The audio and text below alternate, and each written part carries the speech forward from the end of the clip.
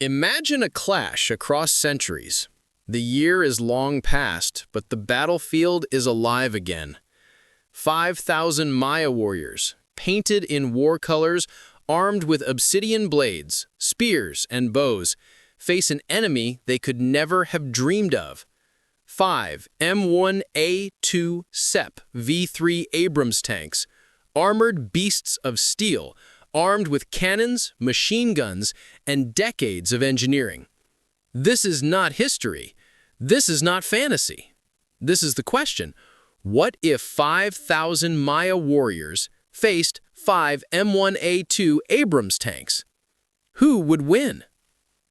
The Maya were among the most advanced civilizations of the ancient Americas, masters of astronomy, mathematics, and architecture, yet also fierce warriors. Their armies numbered in the thousands. Their weapons? Spears tipped with obsidian, atlatls that hurled darts with deadly speed, and bows capable of piercing armor of their time.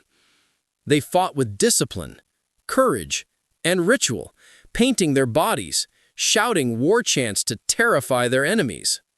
In sheer numbers, 5,000 warriors could overwhelm almost any ancient city. But against steel, numbers alone may not be enough. The Abrams tanks in this battle are not relics. They are M1A2 SEPv3 main battle tanks, the newest upgrade of America's armored might. Each one weighs nearly 73 tons. Its armor is reinforced with depleted uranium, designed to withstand the heaviest anti-tank missiles. Its cannon? A 120mm M256 smoothbore gun capable of destroying targets over 3 kilometers away. Its secondary weapons, a .50 caliber heavy machine gun, 2 M240 machine guns, and advanced fire control systems that can track multiple targets, even in motion. Inside, its thermal optics can see through jungle darkness. Its engine, a 1,500 horsepower gas turbine, propels it across rough terrain. And yet, even these machines are not invincible. Fuel runs low. Ammunition depletes. Crews tire. Could sheer numbers, thousands of determined warriors, ever find a weakness? Picture the battlefield. 5 Abrams roll into formation on open ground. Their engines roar like jet turbines. The earth trembles beneath their weight. Across the field, 5,000 Maya warriors march in waves. Drums thunder. War cries pierce the air. Their strategy is simple. Surround, overwhelm, and destroy. The Abrams fire first. A single 120mm shell tears through the ranks. Dozens of warriors gone in an instant. Machine guns sweep the field. Hundreds fall within seconds. But the Maya do not stop. For them, death in battle is honor. They charge closer, arrows raining down, harmless against depleted uranium armor. Spears shatter, obsidian blades spark against steel. The Abrams push forward, crushing everything in their path. On paper, the Abrams are untouchable. But war is not fought on paper. The 5 tanks have 5 crews, no more than 20 soldiers inside. The Maya have 5,000. If the battle lasts long enough, logistics shift the balance. The Abrams burn through fuel quickly. Each shot of the main gun depletes precious ammunition. Once the last shell is fired, once the machine guns click empty, each tank is just a heavy, slow-moving fortress. Could the Maya then overwhelm them? Perhaps. But to reach that moment, thousands would die. The fields would be soaked in blood.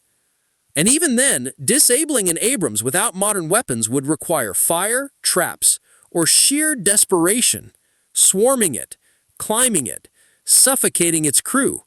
Possible, but at an unimaginable cost.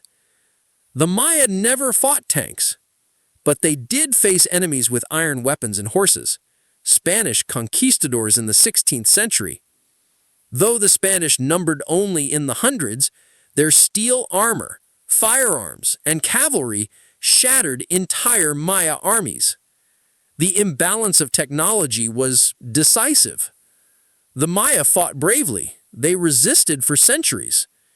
But in the end, steel and gunpowder proved too much. If a few hundred Spaniards could resist thousands of Maya, then 5 Abrams, with weapons far beyond muskets and cannons, could annihilate them many times over.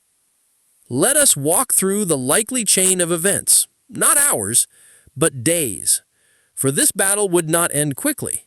It would stretch across 5 long, brutal days. Day 1, shock and firepower. The Abrams unleashed devastation. Cannon blasts shatter the ground, ripping through dense formations. Machine guns cut swathes of destruction. Over 1,000 warriors fall before sunset. The Maya, stunned but unbroken, retreat into the jungle as darkness falls. Night 1, the jungle strikes back. By torchlight, the Maya move like shadows. They set fires along the tree line, hoping to choke the tanks in smoke. Drums beat in the distance, a psychological war meant to break the crew's minds. But the Abrams remain, their thermal optics piercing the darkness. Every attempted ambush is met with bursts of fire. Day 2, ambush and counter-ambush. At dawn, the Maya swarm from hidden trails. They roll logs, set traps, and hurl flaming projectiles. The Abrams plow through, unstoppable, but their pace slows. Ammunition dwindles. The crews grow wary. The Maya lose hundreds more, yet their determination hardens.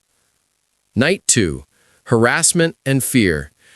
Warriors creep close, attacking supply lines that do not exist. They pound the armored halls with stones and fire, chanting until morning. Inside the tanks, nerves fray. Sleep becomes impossible. Day 3, the forest fight. The Abrams try to break free into open ground, but the jungle closes in. Roots, swamps, and steep ridges turn mobility into a nightmare. The Maya exploit every obstacle, slowing the beasts further. One Abrams throws a track immobilized. The warriors swarm, climbing it, setting fire to its engine bay. The crew escapes, but the tank is lost. Night 3, blood and shadows. The Maya dragged the burned wreck into their camp, a trophy of defiance. Their war cries echo louder than ever. The remaining crews feel the weight of inevitability pressing in. Day 4, attrition. Shells are nearly gone. Every round must count.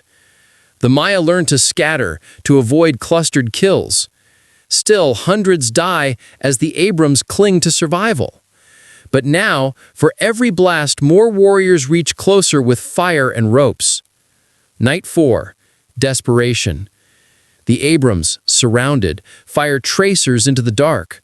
The jungle glows red with streaks of flame. But the warriors never stop. Some climb onto turrets, pounding with obsidian hammers. Others dig pits, filling them with burning wood. The steel giants begin to weaken. Day 5, the last stand. Dawn breaks on a field of corpses and smoke. 2 Abrams remain functional, their fuel low, their guns nearly silent. The warriors, reduced now to perhaps half their number, advance in waves. They are exhausted, bloodied, but relentless. One Abrams is overrun, its crew dragged out, overwhelmed by sheer numbers. The final tank fires until the last shell is gone. Surrounded, it becomes a fortress of desperation. Flames rise, smoke chokes the air. At last, the hatch is forced open. The Maya, at a terrible cost, claim victory. The aftermath. Of 5,000 warriors, perhaps 700 remain standing. 5 Abrams lie destroyed, their hulks smoldering like fallen gods. The land is silent, except for the whispers of survivors. This is no triumph, but a tragedy.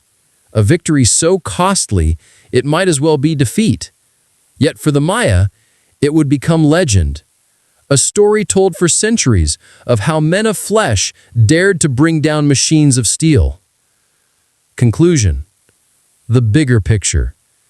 This is more than a battle of warriors and machines. It is a vision of how technology shapes history. 5 Abrams versus 5,000 warriors is not a fair fight. But history is rarely fair. When civilizations collide, it is often technology, not courage, that decides their fate.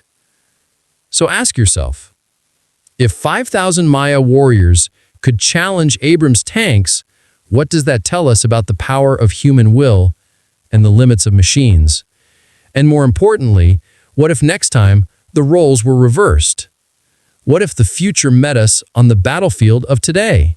If you enjoyed this battle of imagination, don't forget to like, subscribe, and ring the bell. More epic stories await you.